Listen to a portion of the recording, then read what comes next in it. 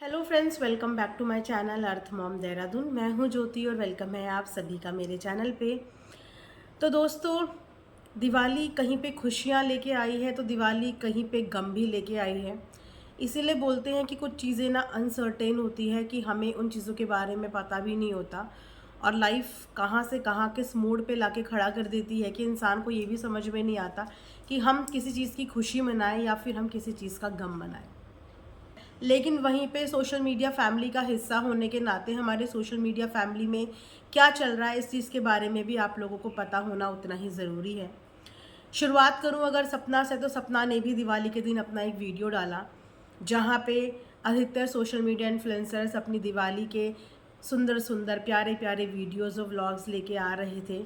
वहीं पे जब सपना का मैंने वीडियो देखा, सपना की जो मैंने हालत देखी, दिल बहुत दुखी हुआ कि कहाँ तो हर एक इन्फ्लुएंसर सोशल मीडिया पे सज धज के अपना घर संवार रहा है, दिवाली की तैयारियां कर रहा है, फैमिली के साथ है।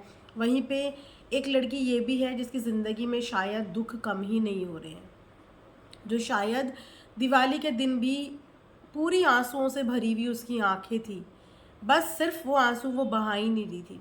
मैं यहाँ पे यही बोलना चाहूँगी कि जिन लोगों की वजह से आज सपना इतनी ज़्यादा बाउंड हो गई है कि वो अपनी फीलिंग्स, अपने इमोशंस दिल खोल के अपनी ही यूट्यूब फैमिली के साथ शेयर नहीं कर पा रहे, क्योंकि उसे ये लगता क्या है, क्योंकि कुछ लोगों ने उसके इस इमोशंस को जज किया।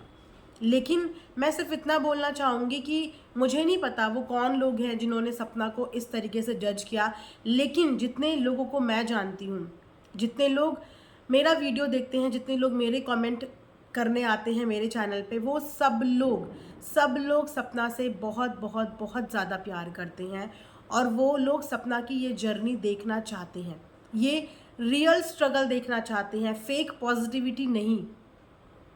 किस प्रेशर में सपना ये पॉजिटिव वीडियो लेके आ रही है वो सब चीज़ें हमें पता है कि किस प्रेशर में लेके आ रही है, लेकिन इसके पीछे की सपना की जो ज़िंदगी चल रही है ना, जो उतार चढ़ाव वाली ज़िंदगी चल रही है, उस ज़िंदगी से हर वो सिंगल मॉम कनेक्ट करती है और कहीं ना कहीं सपना को इंस्पिरेशन मानती है और सपना की ये स्ट्रगल वाली जर्नी देखना चाहती है।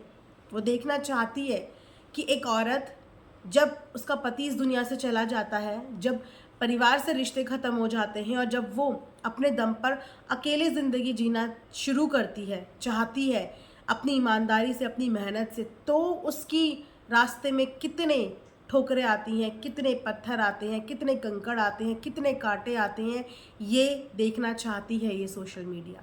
तो सपना जो ये फेक पॉजिटिविटी दिखा के जस्ट ऑडियंस को ये दिखाने के लिए कि मेरी लाइफ बहुत सेट चल रही है, मेरी लाइफ में सब कुछ ठीक है, इसके पीछे का दर्द जो वो अब नहीं बता रही है, हम वो दर्द देखना चाहते हैं। हम वो पीछे का बैक कैमरा स्ट्रगल देखना चाहते हैं। हम चाहते हैं कि सपना हमें अपना स्ट्रगल दिखाए और हम उनमें से एक है जो सपना को कभी जज नहीं करेंगे कि सपना रो क्यों रही है, सपना अब हंस क्यों रही है, सपना की लाइफ अब नॉर्मल क्यों है। सपना की रियल ज़िंदगी देखनी है, सपना के रियल स्ट्रगल देखने हैं जो वो कहीं ना कहीं छुपा रही है। सारी दुनिया दिवाली की खुशियाँ मना रही है और वहाँ पे वो लड़की दिवाली वाले दिन आप लोगों से हाथ जोड़ने पे मजबूर हो गई है। क्यों? क्योंकि उसकी मजबूरी का, उसकी इस कंडीशन का फ़ायदा उठाने वाले उसके अपने इर्द गिर्द के लोग नहीं, कुछ सोशल मीडिया के भी लोग हैं। जिस चैनल का, जिस वीडियो का, जिस थंबनेल का वो जिक्र कर रही थी ना, वो लिटरली बिलो द बेल्ट है। इस चीज़ के बारे में मैंने भी आज से 3-4 दिन पहले जिक्र किया था कि एक तरफ आप दिवाली की खुशियाँ मना रहे हो और दूसरी तरफ आप दूसरे के परिवार के फ़ोटो पे मालाएं चढ़ा रहे हो। कितना आसान होता है इस तरीके के थंबनेल बनाना, लेकिन जिनकी ज़िंदगी में ये चीज़ें बीतती हैं ना, उनसे पूछो कि किसी के जाने का गम क्या होता है, किसी की तकलीफ़ क्या होती है। आज सपना के बिहेव को, उसके नेचर को दुनिया जज कर रही है, लेकिन जब किसी इंसान के ऊपर इतने दुख पड़ते हैं ना, तो वह इंसान हंसना, बोलना, मीठा बोलना सब भूल जाता है, क्योंकि उसने इतने दुख अपनी ज़िंदगी में झेल लिए ना कि उन दुखों के चक्कर में उसके मन में कड़वाहट ही आ गई। जो इंसान भगवान को तक मानना छोड़ चुका था, आप सोचिए ना कि उसका मन कितना कड़वा हो गया होगा, उसका मन कितना खट्टा हो गया होगा, उसका उस ईश्वर पर से विश्वास ही डगमगा गया था। और यहाँ पे आप उनके परिवार के बच्चों के लिए ऐसे, मैं क्या ही बोलूँ, ऐसी ऐसी चीज़ें बना रहे हो। छोटे मासूम बच्चे, सपना की जान बसती है उन बच्चों में। आज जो वो मेहनत कर रही है ना, जीने की कोशिश कर रही है, वो सिर्फ उन बच्चों के भविष्य के लिए ही कर रही है, उनके चेहरे पे मुस्कान के लिए ही कर रही है। और आप उन छोटे मासूम बच्चों के ऊपर इतनी गंदी गंदी बातें कर रहे हो, इतने गंदे वीडियोस बना रहे हो।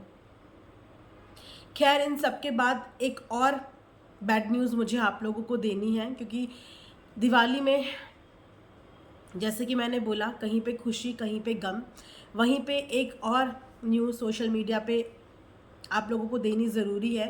क्योंकि हम जिन व्लॉगर्स को बैठ के देखते हैं, जिनकी वीडियोस हम इंजॉय करते हैं, या जिन पे खट्टे मीठे रिएक्शन हम देते हैं, उनकी निजी ज़िंदगी में जब ऐसी कोई परेशानी वाली स्थिति आती है तो वो स्थिति भी सोशल मीडिया को जानने का पूरा हक होता है। तो यहाँ पे मैं आप लोगों को बताने वाली हूँ, और ये बताते हुए मुझे बहुत ज़्यादा दुख भी हो रहा है, बुरा भी लग रहा है कि आप सबकी जो सरिता जेठू हैं, आप जानते हो दोनों की जोड़ी को, और सरिता जी को भी आप जानते हो बहुत अच्छे से। अभी पिछले काफ़ी दिनों से उनके पापा की तबीयत ठीक नहीं चल रही थी, और इस चीज़ के बारे में उन्होंने अपनी लाइव में, अपनी वीडियो में भी कई बार जिक्र किया। अपने पापा के साथ अपनी कुछ क्लिप्स भी उन्होंने शेयर करी, जहाँ पे उनके पापा से वो ऑलमोस्ट 7-8-9 महीने के बाद मिली थी। बीच में कुछ मनमुटाव चल रहे थे और उसकी वजह से पापा के साथ बातचीत बंद थी। लेकिन जैसे ही पापा की तबीयत ख़राब के बारे में पता चला तो वो अपने सारे गिले शिकवे, नाराज़गी छोड़ के अपने पापा से मिलने के लिए चले गए। उसके बाद से वो अपनी वीडियो में थोड़ा थोड़ा पापा के बारे में बताती रहती है, लेकिन इतना सीरियस कोई मैटर होगा ये हमने कभी सोचा भी नहीं था, कि इतनी सीरियस स्टेज भी कुछ होगी कि दिवाली वाले दिन, यानी कि कल, उनके पापा इस दुनिया को छोड़ के चले गए हैं। और पूरी की पूरी फैमिली इस समय बहुत ज़्यादा टूटी हुई है, स्पेशली सरिता जी, क्योंकि पिछले 8-9 महीने से जो बेटी नाराज़ चल रही हो, उस बेटी को तब अपने पापा के पास जाने का मौका मिलता है जब वो पापा बीमार होते हैं। तो बहुत सारी चीज़ें होती हैं जो अपने अंदर इंसान लेके चलता है, लेकिन इतनी ज़्यादा तबीयत ख़राब का बिल्कुल भी आइडिया नहीं था, और ना ही सरिता जी ने सोशल मीडिया पे अपना ये दुख इस तरीके से हम लोगों के साथ साझा किया। उनकी वीडियो देख के ऐसा लग रहा था कि शायद कुछ तबीयत इश्यूज़ चल रहे हैं, लेकिन इतने सीरियस नहीं हैं। उनकी व्लॉगिंग हालांकि बहुत टाइम से इर्रेगुलर हैं, वो डेली व्लॉग्स भी नहीं डाल पा रही हैं, और आई थिंक मुझे लग रहा है कि ये बिल्कुल अनसर्टेन चीज़ थी, यानी कि बिल्कुल कहते हैं ना कि किसी चीज़ की हम लोगों ने संभावना भी नहीं करी होती, सोचा भी नहीं होता, क्योंकि दिवाली की तैयारी वो कर रही थी। दिवाली के व्लॉग भी उनके आए, दिवाली की रील भी उनकी आई, अब वो इतनी खुश थी। लेकिन कल के दिन उनके घर पे जो चीज़ें हो गई, लगता है उस घटना से उनको भी बहुत बड़ा सदमा लगेगा, क्योंकि शायद उनको भी इस बारे में आइडिया नहीं था कि उनके पापा के साथ ऐसा भी कुछ हो सकता है। उनके पापा की तस्वीर देख के यही पता चलता है कि उनकी भी इस समय पे जाने की उम्र नहीं थी। अच्छे खासे वो इंसान थे, लेकिन एक बेटी के सर से बाप का साया उठना एक बहुत बड़ी बात होती है। भले ही हमारा पिता किसी भी कंडीशन में ना हो, इतना अमीर ना हो, इतना हेल्दी वेल्दी ना हो, लेकिन गार्जियन का साया ही बच्चों के लिए काफ़ी होता है। भले ही वो गार्जियन व्हील चेयर में बैठा रहे, लेकिन फिर भी बोलने को होता है कि हमारे पापा हैं। लेकिन जब पापा का साया ही बच्चे के सर से निकल जाता है तो कहीं ना कहीं ऐसा फील होता है कि हमारा तो मायका ही ख़त्म हो गया।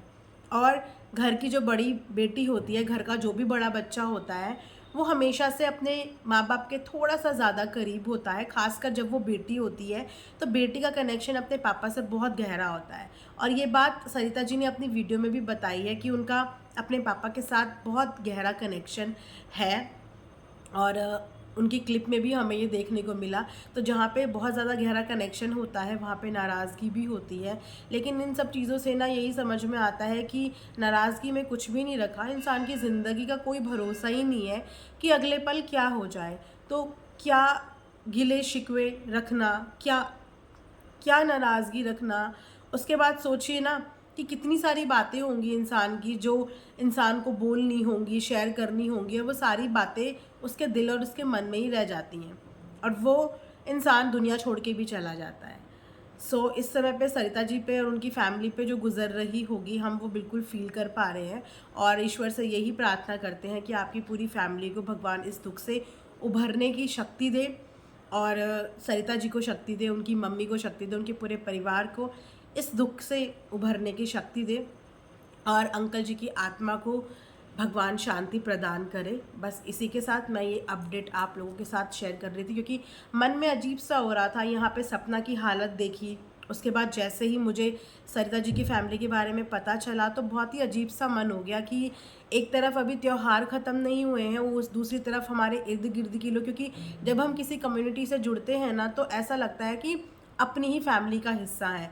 भले ही हम किसी पे रिएक्शन देते हो, लेकिन इस प्लेटफॉर्म पे हम काम कर रहे हैं, और जितने भी लोगों पे हम रिएक्शन देते हैं, जितने भी व्लॉगर्स को हम देखते हैं, कहीं ना कहीं उन लोगों से हम भी कनेक्टिंग फील करते हैं। चाहे हम वो एग्रेसिवली रिएक्शन दें, नेगेटिव दें, पॉजिटिव दें, लेकिन फिर भी एक कनेक्शन होता है। और जब इनकी ज़िंदगी में खुशी होती है तो हम खुशी के साथ रिएक्शन बनाने आते हैं।